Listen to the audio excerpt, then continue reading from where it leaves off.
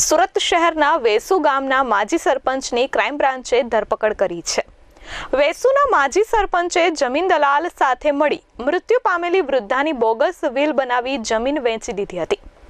જમીન ખરીદનારે ક્રાઇમ બ્રાન્ચમાં ફરિયાદ આપતા પોલીસે વેસુના માજી સરપંચ અને જમીન દલાલની સામે ઠગાઈનો ગુનો નોંધી ધરપકડ કરી છે। અગાઉ માજી સરપંચ સામે ઉમરા પોલીસમાં હત્યાની કોશિશ, સરકારી કર્મી પર હુમલો, અઠવા પોલીસમાં જમીનની ઠગાઈ અને ડુમ્મસમાં જુગારના કેસમાં પકડાયા હતા। સુરતના અઠવા લાયન્સ આદર્શ સોસાયટીમાં રહેતી જયશ્રી ઈટવાલાના પતિએ વર્ષ 2003માં વેસુમાં જમીન ખરીદવા ધીરુભાઈ હસ્તક જમીન દલાલ પૂના મેર અને તે વખતના વેસુ ગામના સરપંચ નવીન પટેલ સાથે ઓળખાણ કરાવી હતી।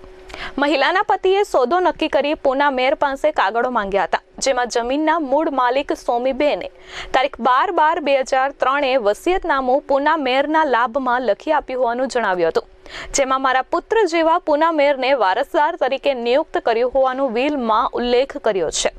વર્ષ 2020માં જયશ્રીબેનના પતિ નરેન્દ્ર ઈટવાલાનું અવસાન થયું હતું। પતિએ ખરીદેલી જમીનમાં વિધવા ગામના નમૂના 6ના હક પત્રમાં નામ દાખલ કરાવવા તે પહોંચ્યા હતા, જ્યાં ઈ ધારા કેન્દ્રના મામલતદારે વર્ષ 2005માં કાચી નોંધ પાડી હતી। જો કે irrevocable general power of attorney stamp duty પાત્ર છે, જેમાં તલાટીના રિપોર્ટ પ્રમાણે પાવર આપનાર જમીન માલિક સોમીબેન 25 વર્ષ પહેલા મરણ પામેલી હોવાનું સામે આવ્યું હતું। આથી દસ્તાવેજ શંકાસ્પદ લાગતા સર્કલ ઓફિસરે કાચી નોંધ નામંજૂર કરી દીધી હતી। સુરત શહેરમાં વસતા જયશ્રીબેન ઈટવાળા એ સુરત ડીસીબીની અંદર એક ફરિયાદ આપે છે અને એની ફરિયાદ લઈ અને આરોપી પૂનાભાઈ મેર તથા નવીનભાઈ પટેલ જે વેસુ ગામના જે તે વખતના સરપંચ હતા તથા તપાસમાં નીકળે એ અન્ય વિરુદ્ધમાં આઈપીસીની કલમ 406, 420, 465, 467, 468, 120B વગેરે મુજબનો ગુનો દાખલ કરવામાં આવે છે।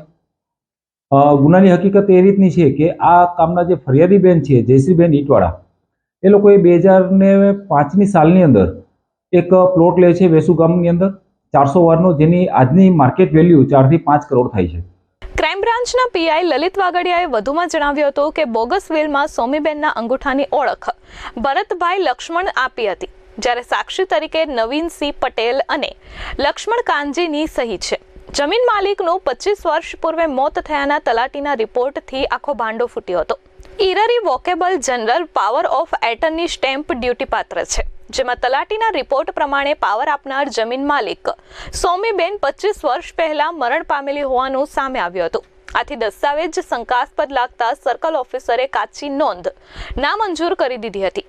બોગસ વિલમાં સોમીબેનના અંગૂઠાની ઓળખ ભરતભાઈ લક્ષ્મણે આપી હતી, જ્યારે સાક્ષી તરીકે નવીન સિંહ પટેલ અને લક્ષ્મણ કાનજીની સહી હતી। આ સમગ્ર ભાંડો બહાર આવતા વેસુના માજી સરપંચની ડીસીબી પોલીસે ધરપકડ કરી કાયદેસરની કાર્યવાહી હાથ ધરી છે।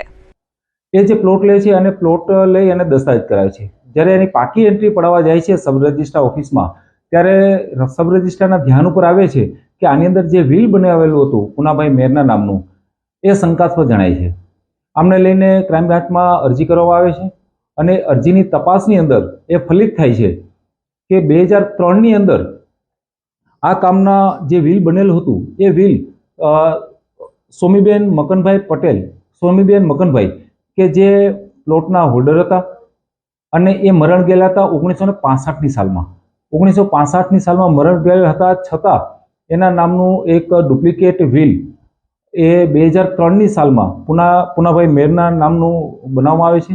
2004ની અંદર એક power of attorney, irrevocable power of attorney 2004ની અંદર પૂનાભાઈ મેર બનાવે છે અને એ પાવર અને એ વિલના આધારે એ લોકો 2005ની અંદર આ કામના જે ફરિયાદી છે એ સોમીબેન, ફરિયાદી છે જયશ્રીબેન અને એમના પતિ, એ બંનેને વેચાણ દસ્તાવેજથી વેચાણ કરી આપે છે। આમ 1965માં જે વ્યક્તિ મરણ ગયેલ હતી એના જ નામનું વિલ અને પાવર ઓફ એટર્ની બનાવી અને વેચવાની કોશિશ થયેલી હતી। એની સાથે ચીટિંગ, છેતરપિંડી અને બોગસ ડોક્યુમેન્ટ બનાવવામાં આવેલ હોય ગુનો રજીસ્ટર કરવામાં આવેલ છે। આમાં 2 આરોપી પૂનાભાઈ મેર અને નવીન પટેલ જે વેસુ ગામના જે તે વખતના સરપંચ હતા એ બંનેને અટક કરવામાં આવેલ છે, તેમજ વધુ તપાસ ચાલુ છે। આ કામે બંનેના કસ્ટોડિયલ રિમાન્ડ લેવા માટે આજરોજ પ્રોસિજર કરવામાં આવનાર છે અને વધુ કસ્ટડીમાં લીધા બાદ કોણ કોણ આરોપી બને છે એ ખ્યાલ આવશે.